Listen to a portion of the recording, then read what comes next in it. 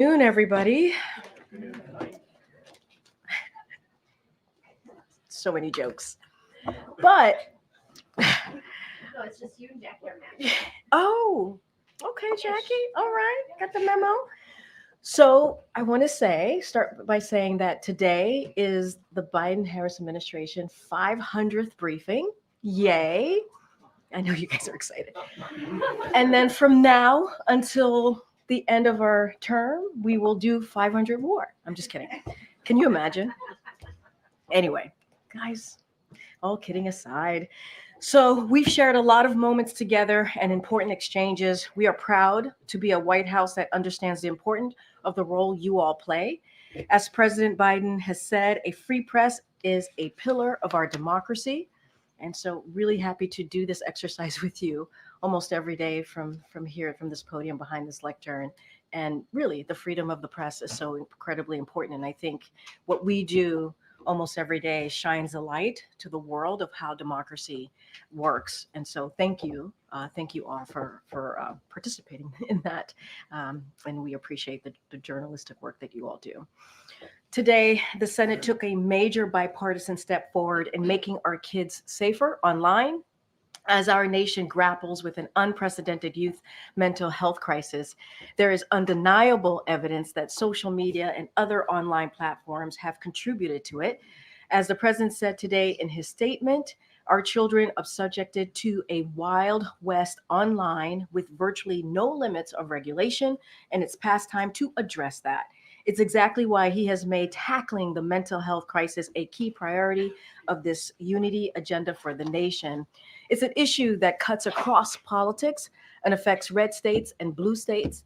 And it's why the administration has invested historic resources, launched new tools to ensure people can get the help they need, and has consistently called on Congress to work together in a bipartisan way on solutions. This bill does what the president called for in his first State of the Union address. It strengthens privacy protections, bans targeted advertising to children, and demands tech companies stop collecting personal data on our children. As the president said, our kids have been waiting too long for the safety and privacy protections they deserve, and which this bill provides. And he is pleased with the overwhelming bipartisan vote in the Senate and encourages the House to send this bill to his desk for his signature without delay. We continue to pray for the thousands of Americans under mandatory evacuations orders as wildfires continues to devastate communities across the western United States.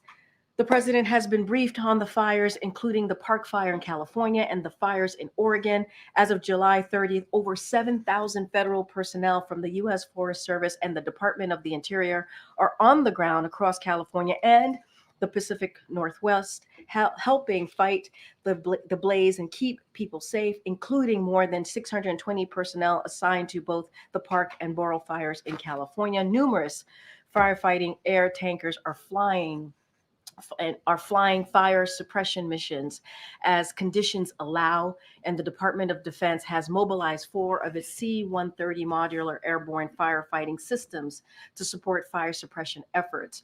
DoD has also begun training National Guard troops should they be requested by governors to assist with fire suppression.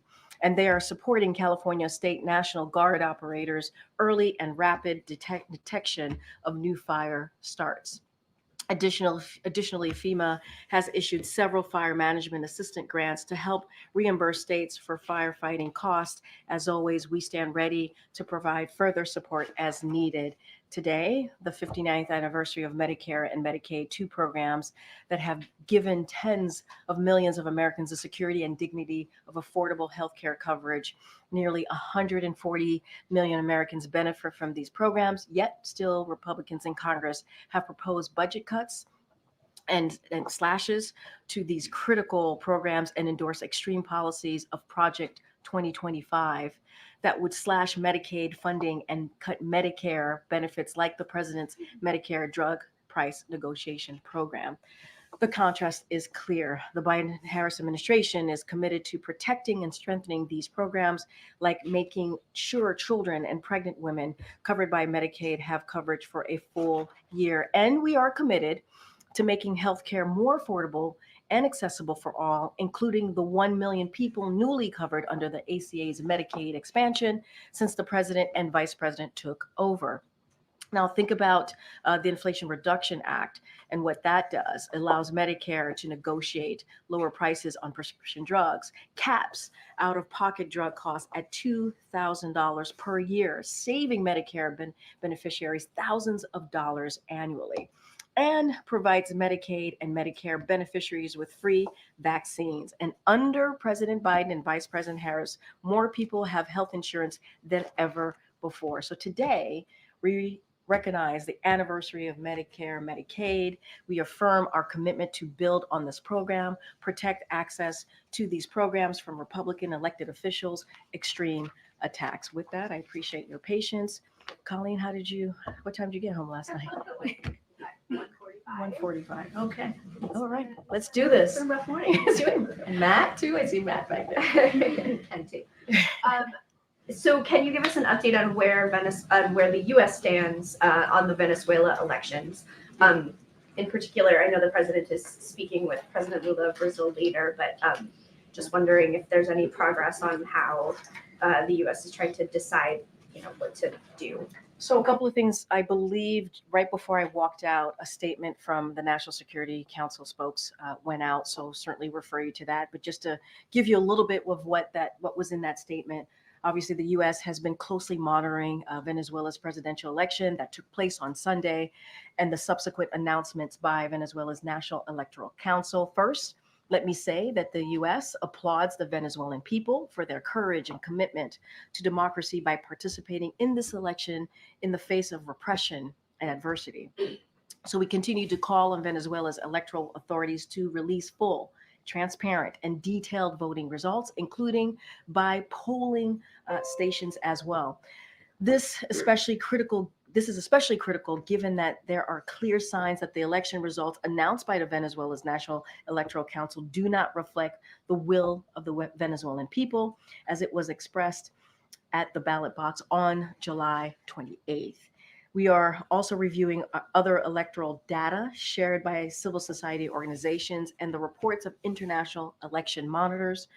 The United States stands on the side of the democratic aspirations of the Venezuelan people, including supporting their right to express their views freely and without reprisal. So that is where we stand. And again, we're just going to not get ahead of that, but we've been very clear about the election results. Can you help us understand a little bit about what the president was talking about last night? He was asked when he'd go campaign for Vice President Harris, and he said, well, I did today. I was wondering if there was yesterday, was there a campaign element to yesterday? Was he sort of talking broadly? I just wondered if you could help us. So as you know, the president gave a little, is this when we came back at 1:15 a.m. and 1:15 a.m. on the South Lawn, the president took a couple of your colleagues' questions. I did not ask him about that particular answer. My guess is he was speaking more broadly. Look, at the end of the day, I'm not going to speak for the campaign, not going to speak to the president's campaigning schedule. That is something for the campaign to speak to. But they are partners in this administration, the president and the vice president. As you know, we announced SCOTUS reform at LBJ Library just yesterday in Austin, and that was an important moment. That was an important moment to talk about where we are today. And the president met the moment talking about how no one is above the law here and how important the rule of law. I just started the top of the briefing talking about how it's so important to have the freedom of the press, right? And how we've had this is the 500th briefing. It is also important for our democracy. And so obviously the president and the vice president were partners in making that announcement in the sense of how they were going to move forward, of the three things that he laid out on what reform looks like for this administration as it relates to the campaign. Don't have anything specific to share, but this is certainly the Biden-Harris administration and everything that we have done the past 3.5 years, we want to continue to do moving forward and continue to work on behalf of the American people. Thanks, Karine. Last night, the president said he's been talking to the vice president about her potential running mate. Could you just explain how often they've been talking to each other and when's the last time they spoke? So I'm going to be super careful. Not going to speak to the running mate or anything like that. I'm not going to go beyond what the president shared. What I can say is and I have said this before, the president and the vice president talk regularly. They actually spoke about a day or two ago. They stay in touch, and that's going to continue as they not just because obviously the vice president is running, but that's going to continue because, as I said, she's a critical partner in what they do, but they do speak regularly, and I can assure you. Is there any color you could add about the kind of conversations, if there's, counseling, the president, advice he's been sharing with his vice president? So I'll say this. The president has been in the public service, as you know, for more than 54 years as a senator, as vice president. He had the role, as you all know, for 8 years as vice president, and now he is president for 3.5 years and six more months of his term. And I think as as a leader of the Democratic Party as well, I think he always offers up advice, any type of little bit of wisdom that he has with experience on these multiple fronts that he's been able to lead this country. And so, I think that is certainly a role that he plays as well with the vice president. I'm not going to speak to the campaign, but certainly when the vice president became vice president herself, he offered his advice, his opinion, and also I would say it was a mentor to her, but certainly not going to go beyond that. And where's the president when it comes to picking a new Secret Service director? Is this a very short list? Is he really broadening this search? Yeah, I think I was asked this question yesterday or very recently. Look, the president understands how important it is to fulfill this role, to have someone who's experienced. And so he's taking this very seriously, like he does any other appointment that he makes within the administration. Don't have anything for you on timing, on timeline. We don't have a personal announcement for you today, but certainly the president's taking this very seriously. And when we have locked in someone ready to make that announcement, certainly you all will know about it. Go ahead. You like ruined the first row. What did I? I'm sorry. I apologize to you Reuters. and to everyone for that. Yes, it's always Reuters. Last time it was Steve. I take no blame for that. But we love you anyway. The Israeli strikes in Lebanon today. Do you view them as escalatory? Do you think they're an appropriate response to what we saw previously? So obviously we are aware of the reports out there that the IDF just conducted a strike against Hezbollah in Lebanon. And I leave it to Israel to speak for their own military operations. I do not have an immediate comment as this just happened. Literally just happened a few minutes before I walked out. So I'm going to leave Israel to certainly IDF as they have been doing to respond to this and just don't have an immediate comment at this time. And then just to follow up on Colleen's question earlier, the Lula call today, is I'm sorry, Marlene, I didn't touch on that. Is there any expectation that there's going to be some prep as far as sanctions are concerned, or what is the Venezuela content of that? Oh, okay. So let me just say, and I think we shared this with all of you, that the president was going to be speaking with the president of Brazil. And so they're going to discuss a number of issues. And like we normally do, we will certainly have a readout for all of you. So look, as it relates to Venezuela, we are obviously in the process of evaluating the Maduro and his representatives do next, and we will respond accordingly. And so while I have nothing to announce today as it relates to sanctions or moving forward, we will continue to assess our calibrated sanctions policy towards Venezuela in light of overall U.S. interest, the actions and non-actions that are taken by Maduro and his representatives, and the overall direction of our broader U.S. Bilateral engagement with Venezuela. And so again, don't want to get ahead of where we are at this time. Go, Daniel. Thanks, Karine. Just going back to Israel, if I may, Kirby said yesterday that fears of an all-out war between Israel and Hezbollah were exaggerated. Is that still the White House's assessment after today's strike? So we do not believe that an all-out war is inevitable. That is not something that we believe, and we believe that it can still be avoided. This is a president, as you've watched him the last 3.5 years, he believes in diplomacy, diplomatic solutions, especially as we're talking in this moment along the blue line, that is true as well.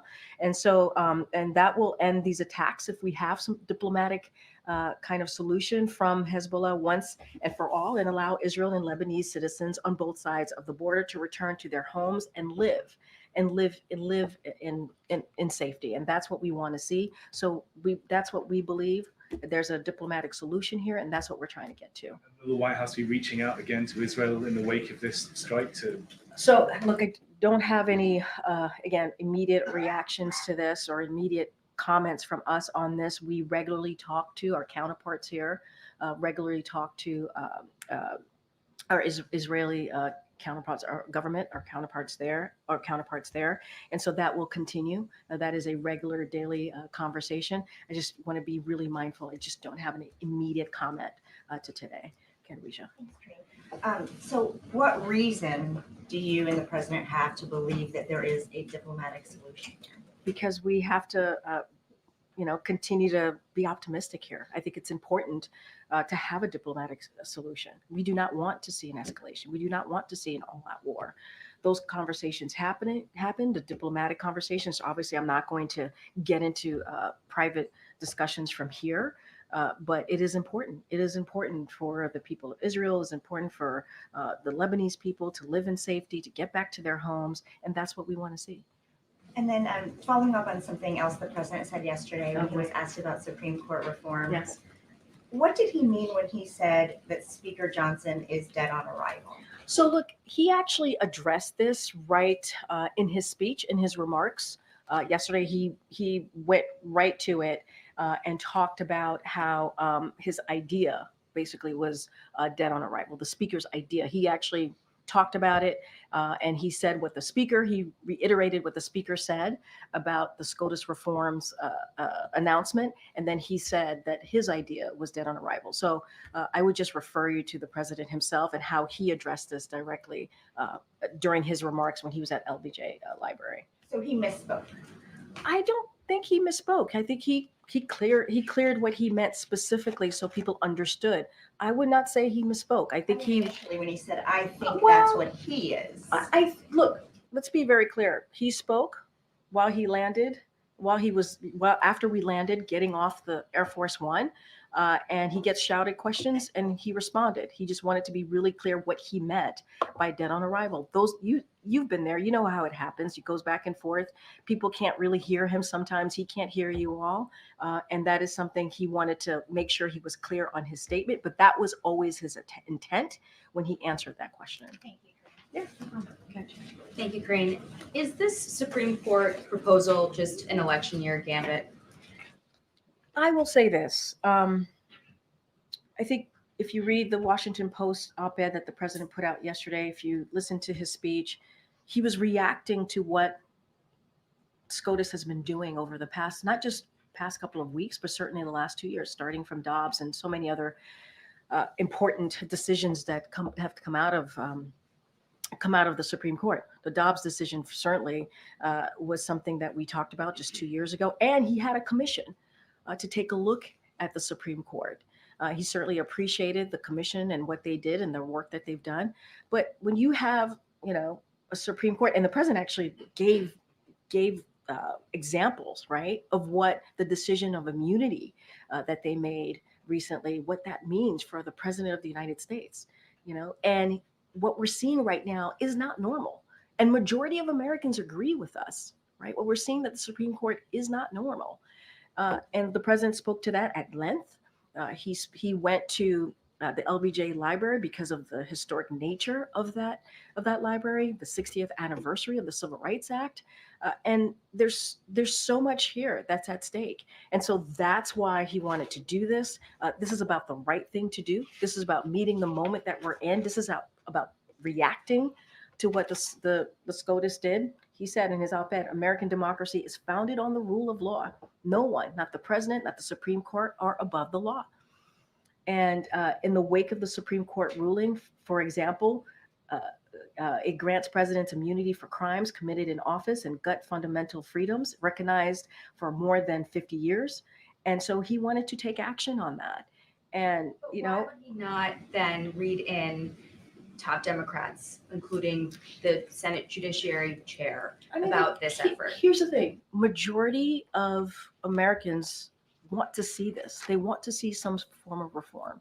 And the president is certainly want to make sure that he is aware we're majority of Americans. I will say, and I talked about this a little bit yesterday when we were in a gaggle, a range of conservative legal experts and Republican elected officials have voiced support, for example, term limits, which was part of what the president laid out yesterday. For example, last year, a bipartisan group of legal experts, including retired judges and Charles Fried, Ronald Reagan's Solicitor General, endorsed term limits for the Supreme Court. Stephen Calabrese, the chairman of the Federalist Society, who served in the administrations of Presidents Reagan and George H.W. Bush, he also endorsed term limits. You had Marco Rubio, a senator right now, right, a current senator, endorse this as well, along with other congressional Republicans. So there is bipartisan support for this. I'm trying to understand how we got to this in the last week, because you brought up the president's commission. His commission also found on term limits that a statutory change for term limits, for instance, would be inherently unstable, underscored constitutional doubts, said that the composition would generate greater uncertainty and distress. The president himself on the campaign trail in 2020 said about term limits, presidents come and go. Supreme Court justices stay for generations. I'm not trying to change that at all. It was 2 different days he spoke to this. So how did we get there? Here's first of all, he appreciates the commission, appreciates the work that they've done. Their job was to give the president some thoughts and ideas, and obviously the president makes the final decision on how he wants to move forward. We have to look at what the Supreme Courts have done. Wait. That was You got 2021. you gotta let me answer the question. I'm not done. Let me finish the question. In the past several weeks, the actions that the Supreme Court has taken in undermining democracy and the rule of law, that's important. The president felt he needed to address this. Remember, we were supposed to go to LBJ Library 2 weeks ago. And we went 2 weeks ago, this past Monday, yesterday. And so the president still wanted to move forward, still wanted to make sure he addressed this important issue.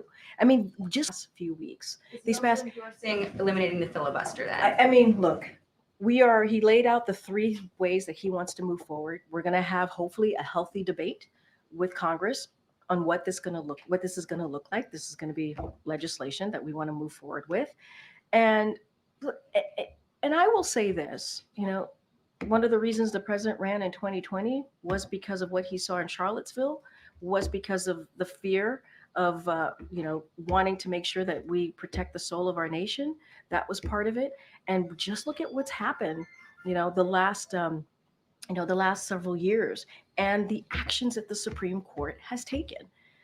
I mean, this is a president that was on the Judiciary Committee for almost the 36 years that he was president, right? If you think, Yes, on the filibuster? I actually answered this. I said, we're going to have a healthy debate with Congress on what this is going to look like. The president laid out the 3 ways that he sees moving forward. There's not going to go beyond those 3 measures that he's laid out, but we're going to have a healthy debate. And that's what's important here. Filibuster's no question. I just said, we are going to, filibuster. we welcome a healthy debate on how to move forward. He put forth three ways to move forward on this, on really dealing with SCOTUS reform. And I just laid out some conservative legal experts who agree with us, at least on the term limits. They've been very clear as well. Okay. Former President Trump did an interview where he said that maybe being called a threat to democracy was a cause of his being shot. How would the president respond to that? What I will say is the president has always been very clear when it comes to violent political rhetoric. There's no place here in this country, in our nation for it. He's always spoken about that. He's spoken about that for the past, the past several years throughout his career. And,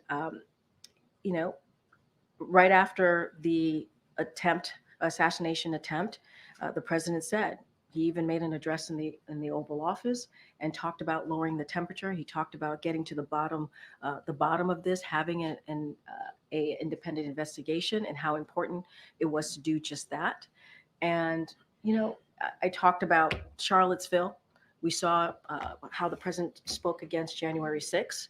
The day that, and I remember this, the day that January 6th happened in 2021, the president was then president-elect. He was supposed to talk about the economy. He took that opportunity to denounce what happened. 2,000 people went to the Capitol. A mob went to the Capitol. Officers, law enforcement officers were harmed. Some of them lost their lives afterwards. And he condemned that. He condemned the political violence. And they were doing that because they were trying to overturn free and fair elections. When Paul Pelosi was attacked by a hammer, the president also spoke out about violent political rhetoric and where we will what happened, how horrific that was. And violence has no place in this country. So if anything, this is a president has been constantly and proactively called out on all Americans to come together and oppose political violence, regardless of our views. He's had a little more than a week now to contemplate his change in status, not being a candidate, but being the sitting president. Has he described to you ways he wants to use the time perhaps differently since he doesn't have the campaign obligation? Yeah, I think, look, we have six more months left. And the president is certainly very much thinking through what that's going to look like as far as delivering for the American people. His job doesn't stop, it continues. We've had an unprecedented record for 3.5 years on things that we were able to accomplish, whether it's the economy being the strongest, having the strongest economy in the world, leading the world, whether it is foreign policy, making sure that we are, again, rebuilding those relationships with our partners and allies. That's something that he's been able to do. Healthcare, I just talked about Medicaid and Medicare at the top. There are many ways that the president wants to continue. The Supreme Court reform announcement that he made was also really important. Majority of the Americans care about that. You will hear more from this president. He will articulate what the next 180 days or so or less looks like. He is going to take this very seriously. You see less travel. Often it's an official event and campaign coinciding. So would he be based here more, do you anticipate? So look, I think Matt was asking me this question in the gaggle yesterday, recalibrating. And yes, there's a little bit of recalibrating here, right? And that is the honest truth. So we're trying to figure out what that's going to look like. The president is thinking about this in the way that he does, right? On behalf of the American people, putting them first. And so we'll have certainly more to share. Obviously, the president enjoys being out there, talking directly to the American people. I think that's one of the ways that we are more effective, right? When the president gets out there, can't speak to the campaign. That's something that the campaign can speak to. But the president wants to get out there. He wants to speak directly to the American people. He wants to continue to deliver, and you will hear him articulate that more. I will predict in the short order. We saw the president meet briefly with Congressman Doggett of Texas on the tarmac yesterday. I wondered if you just had a readout of that conversation, given Doggett's status as the first Democrat to call for him to withdraw. And just broadly speaking, is the president's relationships with some of these members affected by them if they were among the 30 or so to call for the president to withdraw forces? I mean, you kind of answered that question yourself. President Doggett was there on the tarmac reading the president. I'm not going to go into private conversations. That's something that I do and will do from here. We've done for the past 3.5 years, so we're going to continue with that. But I mean, I think you saw them greet each other. But I mean, this is a president, and I've said this many times.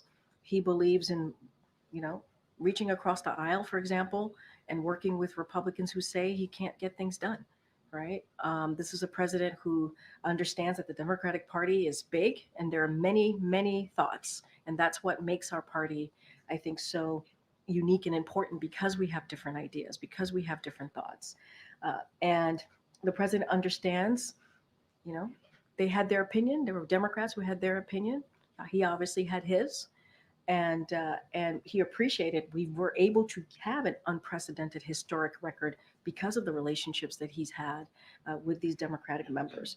I don't think that will change. I don't think that will change. Going back to the Are you new to the? Yes. Oh, Stephanie. hi, Stephanie. Hi, Stephanie from Bloomberg. Nice to Yes. see you. Thanks for This is your first time in the briefing room? Not my first time, but Okay. I'm asking a question. Oh, So okay. thank you for that. All right, here we go. Going back to the Venezuelan elections, Sure. is the president using the call with Lula as an intermediary to deal with the election results? And what kind of assurances is he looking for from his Brazilian counterpart about Maduro's promises to release? So they're going to be, I believe, speaking shortly, if it hasn't started, with the president of Brazil. They're going to talk about a wide range of issues. Obviously, we'll have a readout. Don't want to get ahead of that conversation, ahead of that call. I think I have said before, and we have said here, that the world is watching. We're not going to get ahead of the process. I think you saw the statement from NSC spokes. You heard what I said at the top, and so and I'll add, other leaders across the country has also called on a full and detailed tabulation votes to be released, and so we've expressed our concerns and not going to get ahead of the readout that's going to come out from the president after his conversation with the president of Brazil. But the world is watching, certainly. Does the administration have a reaction to the arrest of Venezuelan opposition figures? Look, I'll say this: any political repression or violence against protesters or the opposition is obviously unacceptable. The United States supports the democratic aspirations of the Venezuelan people and their right to express their views freely and without reprisal. And so that's where I'll leave it there. Sorry, get April. I know. The mask threw me off. Moving on. Yes. Karine, why is President Biden not going to the NABJ convention after originally thought, and is the vice president going this week to the NABJ convention? So the NABJ convention decision was done by the campaign, so I would have to refer you to the campaign on both of your questions about the president and the vice president, as obviously the president is no longer a candidate. So I'm assuming that played a role into it. As far as the vice president, you would have to ask the campaign about her. This is something typically during an election year that presidential candidates do take part of. Is this something that is overshadowed because of recent controversies? I mean, is the White House paying attention to the recent controversy about Donald Trump going there tomorrow? And what, if you can tell us? So look, I'm certainly not going to comment on the former president's campaign stops. That's a campaign stop for him. And the NABJ, they make their own decisions on guests. So certainly that's for them to speak to. What I can say more broadly about us and how we as an administration, taking away the campaign just as an administration, what we've done for the last 3.5 years, we appreciate the importance of speaking to all Americans, including African Americans, Black Americans as well. That's why we have always been very, very direct and very focused on speaking to both local and national Black-owned outlets. That is something that not just the president and the vice president has done. Many of his senior folks have done as well, senior White House officials. And so we understand the importance of Black Americans to hear directly from this administration. And we have done that. And not just Black Americans, but all Americans. And so that is certainly something that we will continue to do. And we take that very, very seriously. As far as the NABJ, that is something for them to speak to and the campaigns to speak to directly. Okay, Michael. Karine, thank you. I want to talk about Israel and Gaza. The regional director for the World Food Programme said right now the biggest challenge is we don't have enough crossing points to bring the food in. We need road access. We need the Rafah crossing to reopen again. We need Kerem Shalom to work better. We need law and order. Did the president bring that up with Netanyahu in his meeting last week? So look, I don't have anything more to read out to you from what we put out from our readout of their conversation. I will say this is why it is so important to get that hostage deal. This is obviously one of the main point of conversations that the president had with the prime minister. The president understands how important it is to get a ceasefire. He understands how important it is to continue to get humanitarian aid into Gaza. That is something that the United States has led in that effort. And so we want to see that. We want to see an influx of humanitarian aid. That's why we've been trying to do this by air, by sea, by land. And so conversations about the crossings, conversations on making sure trucks go through is certainly daily, regular conversations that our counterparts here have with the Israeli government, and will continue to do that. But it is incredibly important to get this ceasefire deal, and we've been working on this 24/7. And I'll say this, and we've said this before: the gaps have certainly narrowed, and that's important. But there's still some work to do, and we're going to get to that work and try to make sure we do everything that we can to get this done. Is the US worried that an increased Israeli focus on fighting in the north could lead to a worsening humanitarian situation in the Gaza Strip? I mean, look, we believe that there's no need for this to escalate, right? We have said that. I said that at the top, answering to one of your colleagues answering a question. And look, we understand that the humanitarian situation is dire in Gaza. That's why the president, this administration has led in getting humanitarian aid in. That's why we're continuing to work on this hostage deal, get a ceasefire, and we're going to continue to do so. And it was an important conversation that the president had with the prime minister. Thank you, Karine. Two questions. The first is on those IDF strikes. I know that you said that the strikes just happened, so you can't comment specifically on those, but broader on the trajectory of this conflict. It's been the goal of the U.S. not to have the war widen since October 7th, and President Biden and Prime Minister Netanyahu just sat down together last week. Was the president, was his team surprised by what's happened in recent days? So again, I'm not going to get into immediate comment on the IDF strike. So that's something I'm going to do at this time. And again, we speak to escalation, potential escalation, the questions I've gotten about all-out war. We do not believe that an all-out war is inevitable, and we believe that it can be avoided. And that's why it's important to get to a diplomatic solution here. And so, did the president get any sense during that meeting last week that a diplomatic solution was within reach? we want to work and focus on getting that diplomatic solution along the blue line, and that is important. We want to see these attacks from Hezbollah end, and for all and allow Israelis and also Lebanese citizens on both sides of the border to be able to return homes to their lives and to live in safety. And so that's what we want to be. That's what we want to be. And so diplomatic solution is the way that we want to see the direction of this. And we do not believe that an all-out war is inevitable here. But as it relates to the strikes that just occurred, I just don't have any immediate comment on this at this time. And then on the personnel front, President Biden obviously himself served as the vice president for 8 years. He handpicked Kamala Harris for that role nearly 4 years ago. What level of input, if any, has he provided as she undergoes that same decision? Look, he was asked this question directly, the president, at 1:15 a.m. on the South Lawn. He responded to it, so I'm going to let the president's word speak for itself. I don't have anything beyond that. Go ahead, Karen. Well, I'm going to try this, and knowing that you can't answer, but I'm going to ask you if you can answer it from the president's perspective, how he feels about the vice president's first week plus out on the campaign trail. What does he think about the fundraising she's done, the events she's done, and what he has seen so far? I'll say this. Obviously, the president, and also being mindful about talking about an election.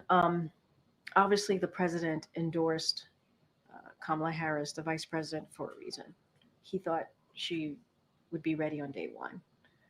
This is someone who was a senator, who was an attorney general for the largest state in the country. She has been obviously a vice president for almost 4 years. She is immensely qualified. And the president, having been a senator and a vice president himself, understands what it takes.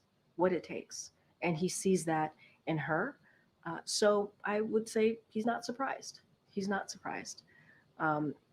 And I'm going to leave it at that to not get myself in too much trouble. Is Yeah. he watching any of the Olympics? Like, has he taken in anything? Is he like my phone is blowing up? So, like, what is It's his been great so far. consumption The of Olympics has been so sport? great.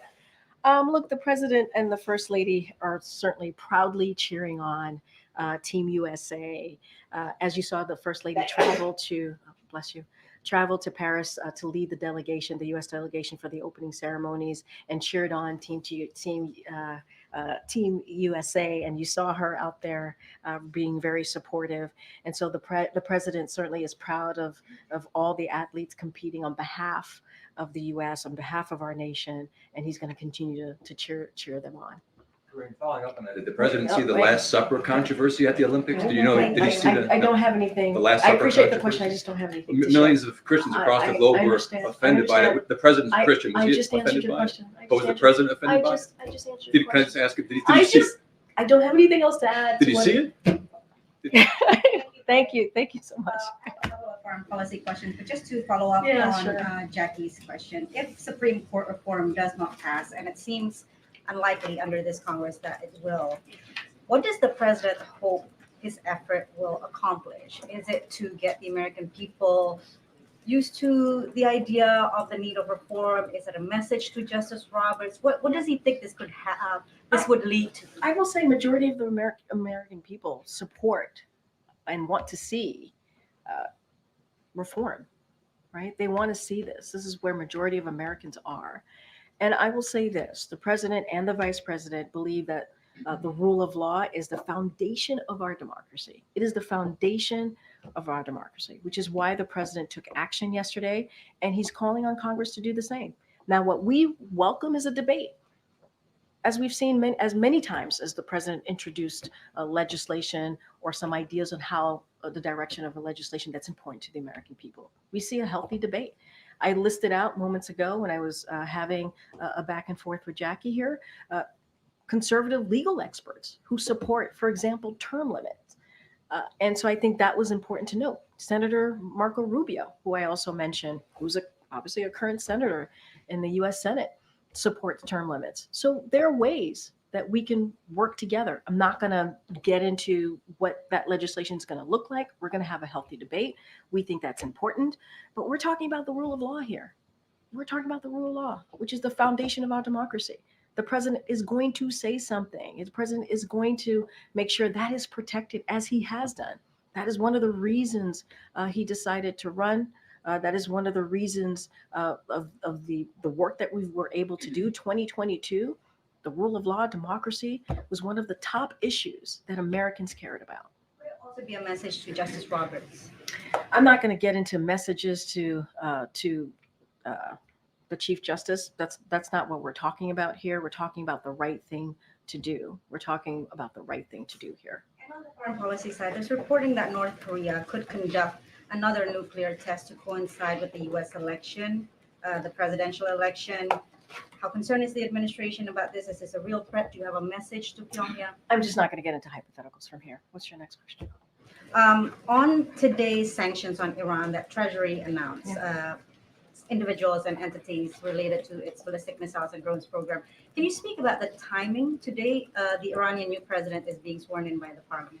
So look, what I can say, this is something that the Department of Treasury did. They announced new sanctions, as you just said, targeting 5 individuals and 7 entities based in Iran, the PRC, Hong Kong, that have facilitated procurements behalf of Iran's military forces. The designated entities have been involved in procuring key components of Iran's ballistic missiles and UAV program. These sanctions are part of, you've heard us talk about sanctions before, especially in the last 3.5 years. They're part of our ongoing efforts to counter Iran's destabilizing activities, including its arming of proxies in the Middle East and its enabling of Russia's war in Ukraine. You've heard talk about this. Again, this is part of announcements that ongoing efforts that we've had here in this administration, and that's how I would view it. Nothing specific on the timing. It's ongoing. This has been ongoing sanctions that we've had throughout this administration. Yeah. Okay. Oh, go ahead. Has the president met with leaders Schumer and Jeffries about legislative priorities for the remainder of this 6 months as you discussed? Yeah, don't have any meetings or conversation at this time to read out or lay out on conversation specifically on the next 6 months. But again, this is something that the president's taken very seriously. He wants to continue to deliver on behalf of the American people. That's what you're going to see him do in the next 6 months. He will articulate this on what this is going to look like specifically, what he's going to focus on. And I think what you saw yesterday was a clear indicator of that.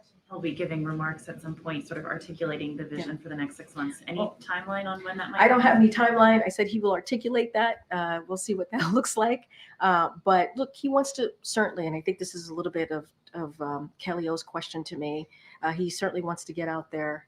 He wants to continue to talk directly to the American people. And again, just bringing in my friend Matt Pfizer here, there's a recollaboration here. We're trying to see what that looks like, what that's going to look like, what he wants to focus on. And so just, give us a second. We have a lot to focus on. But I would also say, there's these historic pieces of legislation, whether it's the bipartisan infrastructure legislation. As we know, there are thousands of projects out there that we want to make sure that gets implemented. There's the Inflation Reduction Act. There's Medicare, who continues to negotiate with Big Pharma. We want to make sure that on medication, on drugs that are important, making sure that the prices go down. We're going to continue to do that. There's the Chips and Science Act, where that's going to bring investments into this country. We want to see those big pieces of legislation that obviously are now laws, acts that we want to see implemented. And so that's always been a priority of this president. And so that's certainly going to continue to be so. Okay. I know I keep, I know, I just like the second time. I know. I conjured you up to ask a question. I've called your name out many times today. Since we're watching that recalibration in real time, That's the word of the week. Do you have a sense on what the president's doing today, like what his schedule is like today or for the remainder of the week? No, and I appreciate that question. I have something to share with all of you. And I said the president's going to continue to work for the American people day in, day out. That does not change. It is extremely important to him to continue building on his accomplishments and finish the job. You saw him on the road yesterday for over 12 hours in Texas, and he spoke with reporters. I've been mentioning many times during this briefing at 1:15 in the morning, taking some questions. Look, he has a call with the president of Brazil today, which will have a readout, as I mentioned, a completed readout once we are done. Once he's done having that conversation, the president will receive his regular presidential daily briefing. He's going to do that this afternoon and meet with his national security team. And tomorrow, the president will be briefed on the implementation of important provisions of the Inflation Reduction Act. And we will actually have more to come on that. So stay tuned. We'll have more on that later today. He will also receive a briefing from senior officials on the administration's new actions on ongoing work to crack down on drug trafficking, traffickers smuggling deadly drugs, including fentanyl, into the United States, and efforts to beat the global opioid epidemic. And I should have mentioned this before, as when I was asking about the vice president. He will indeed see the vice president tomorrow. He will have lunch with her tomorrow, as they regularly do. As I said, they stay in regular contact as she is a critical partner for him in how he moves forward in this administration. All right. Okay. Go ahead. Thanks, Karine. So the national debt crossed 35 trillion for the first time ever. The amount being added to the debt seems to be increasing at a growing rate. Today we talked with Fitch, and they told us that the credit rating agency, and they told us that large fiscal deficits and increasing debt burden were key factors to the downgrade that the U.S. had last year. Is the president worried about another downgrade because our spending is more than the money we're taking in? Yeah, so let me just tick off a couple of things, if I may, and want to be super clear about this. The president signed a $1 trillion of deficit reduction into law, and his budget would lower the deficit by another $3 trillion by making billionaires and biggest corporations pay their fair share and cutting spending on special interests. That was an action that the president did. The prior administration increased the debt. Let's not forget what the prior administration did, by a record $8 trillion, and didn't sign a single law to reduce the debt deficit.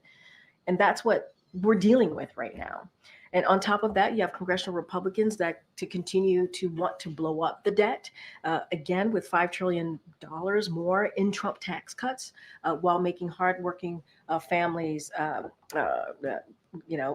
pay the price by cutting Social Security, Medicare, and Affordable Care Act. And we want to do the opposite, right? The president's economic agenda, we want to make sure that we put middle-class family first, hardworking families first. And congressional Americans want to give more tax cut to the rich, to the billionaires, to the corporations. So the president's taken action to try and lower the deficit, and Republicans want to balloon that. And $8 trillion from the last administration, and they did nothing to try to make sure that we lower the deficit. So you're saying that we crossed 35 trillion because former President Trump's administration, I mean, that was 4 years ago. The debt keeps increasing. Yeah. At what point? The fact is, $8 trillion was what the increase in debt was, what the last administration did, the Trump administration. They didn't put forth any type of legislation to counter that. They didn't.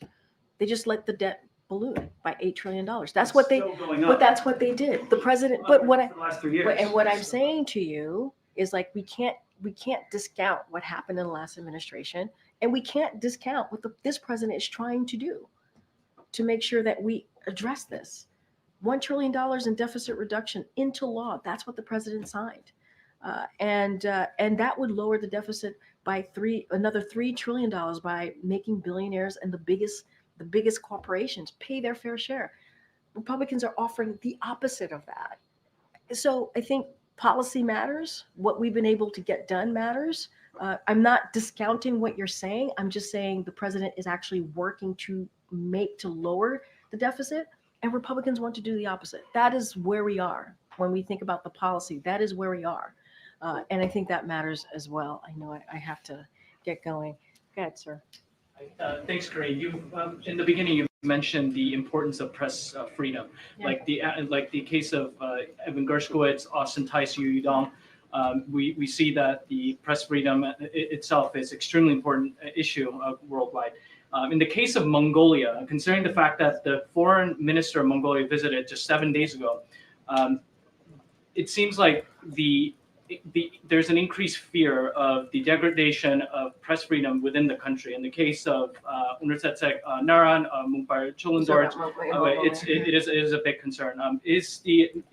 With the increase of U.S.-Mongolia relations in the upcoming future, is the issue of press freedom going to be mentioned a lot more into the conversation?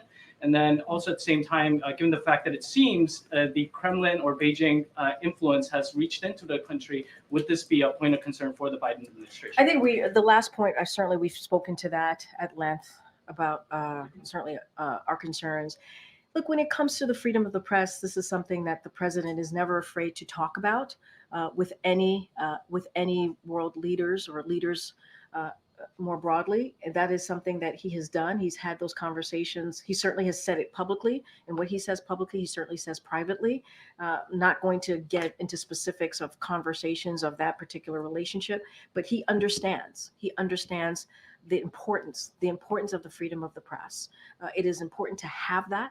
It is part of our democracy. We've been talking, kind of the theme of this briefing has been democracy, right? And being able to lead on that as a country. And that's what we've been doing here. And we're going to continue to do that. And again, he's going to have those conversations. He's going to say what we're saying publicly, certainly privately as well. All right, guys, I'll see you tomorrow. Thank you, everyone. Thank you.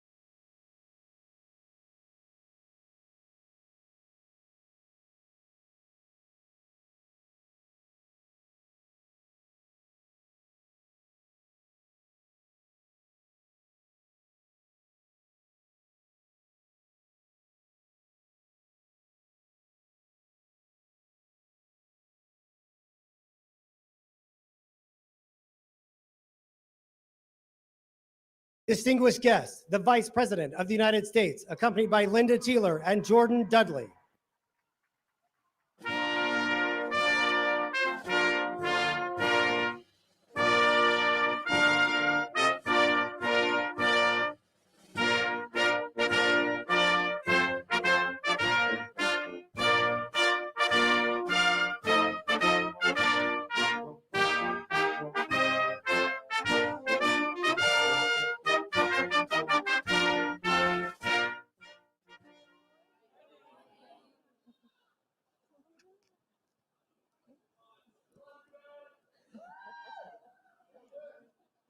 Good morning. I'm Linda Teeler, Senior Vice President for Championships at the NCAA. You've been asked to sit, please. I'd like to thank President Biden and Vice President Harris for organizing this event today. This is an incredible backdrop to celebrate incredible achievement. I want to start by congratulating all of you on your successful season. There are more than 500 student athletes in more than 1,000 NCAA institutions across the country. Many of those teams and student athletes started the season with the goal of achieving a national championship. You all have done that. You're the best in your sport. You've crossed that finish line. You will forever be NCAA champions. Congratulations.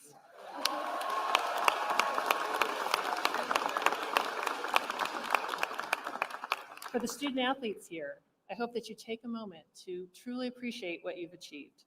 Whether it's your first NCAA championship or one of many, what you've done is remarkable.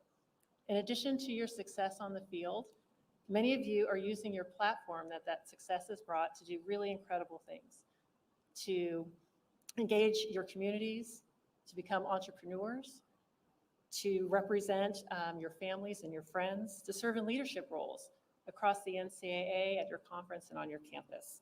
What you do and how you do it is an inspiration, and we thank you.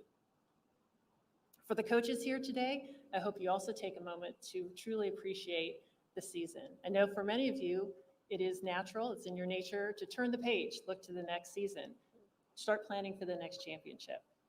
But for all of you, I hope that you, again, take a moment to truly appreciate what you've accomplished. It is incredible, and you also will forever be known as national championship coaches. Congratulations.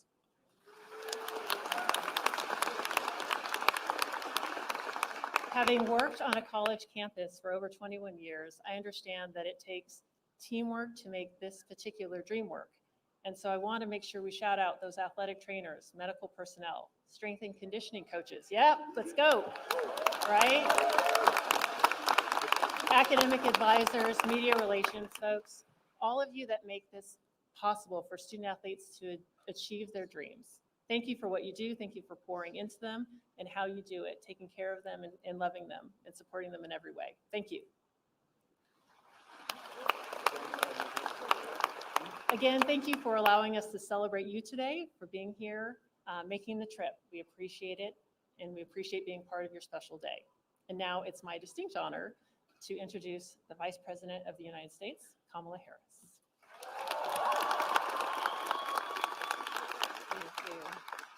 Greetings, everyone. Greetings. And Linda, I want to thank you for all you do to support these extraordinary student athletes. And it is good to be here with so many leaders, including, of course, members of Congress, members of our administration, and our extraordinary athletes. Our president, Joe Biden, wanted to be here today. He is feeling much better and recovering fast, and he looks forward to getting back on the road. And I wanted to say a few words about our president. Joe Biden's legacy of accomplishment over the past 3 years is unmatched in modern history. In one term, he has already, yes, you may clap.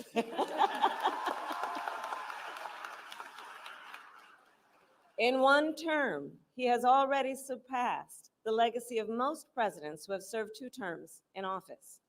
And I first came to know President Biden through his son, Beau. We worked together as attorneys general in our states. And back then, Beau would often tell me stories about his dad. He would talk about the kind of father and the kind of man that Joe Biden is. The qualities that Beau revered in his father are the same qualities that I have seen every day in our president. His honesty, his integrity, his commitment to his faith and his family, his big heart, and his love, deep love of our country. And I am firsthand witness that every day our President Joe Biden fights for the American people, and we are deeply, deeply grateful for his service to our nation.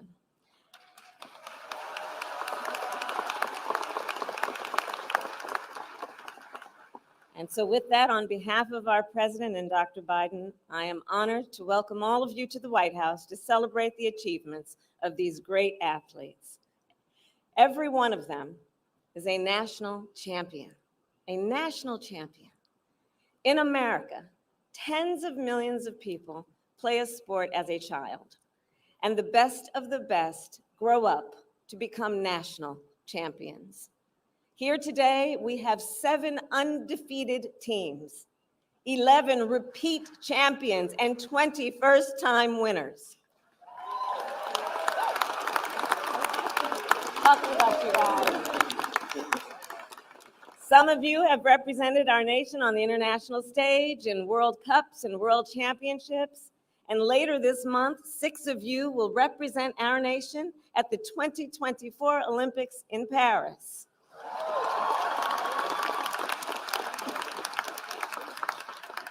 As members of Team USA, you are ambassadors for our nation, and with pride, we will cheer you on.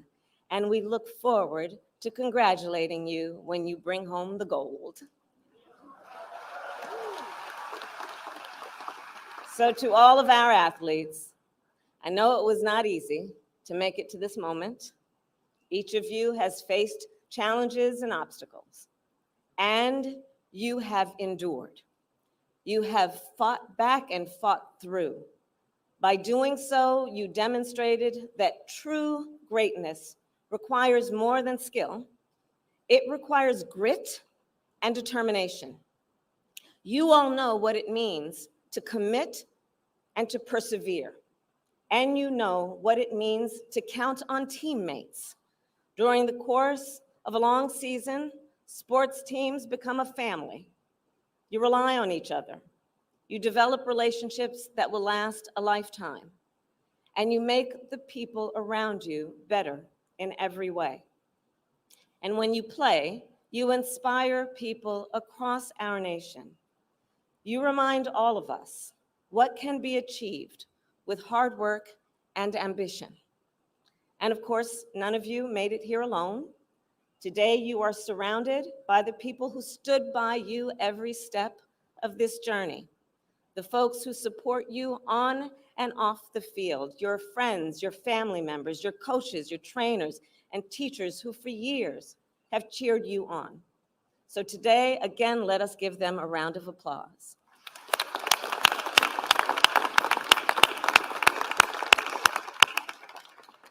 And in conclusion, I say to our athletes, congratulations again on all you have accomplished, and good luck on all that is to come. Wherever you all go from here, you will always, and know this, you will always be champions, and we will always be so proud of you. And so now it is my honor to welcome to the stage Jordan Dudley, who plays on the Florida State University women's soccer team and our U20 women's national team. Please welcome Jordan.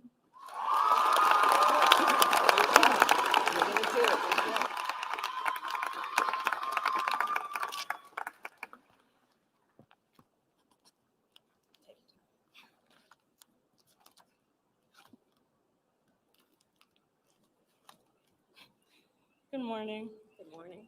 My name is Jordan Dudley, and I'm a member of the 2023 National Championship Florida State Soccer Team. Thank you, President Biden and Vice President Harris, for this wonderful opportunity to visit the White House and to celebrate the achievements in college athletics. My freshman year at FSU was a dream come true. I played with and against the most talented women in college soccer. None of this would have been possible if it wasn't for the support of our administration, coaches, and athletic staff at FSU. They provided the resources to help us succeed in the classroom, in sports, and in life. The family environment created by my teammates helped us push each other to achieve our team goals, including earning the program's 4th national championship after an undefeated season. We all know the demands of being a college student athlete has its challenges, but reaching the end of the season with a trophy in hand made all of our hard work, studying, and training worthwhile.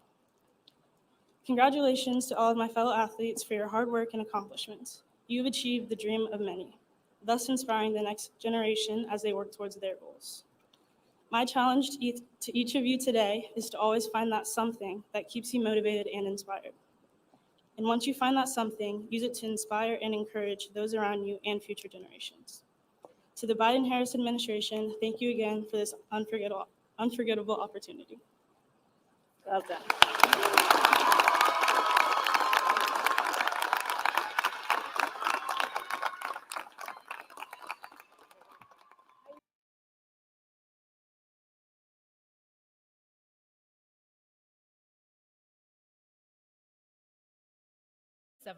Will present commemorative second lieutenant bars to members of the class of 2024 as they take their place in the long gray line. The class of 1974, which just celebrated its 50th class reunion here at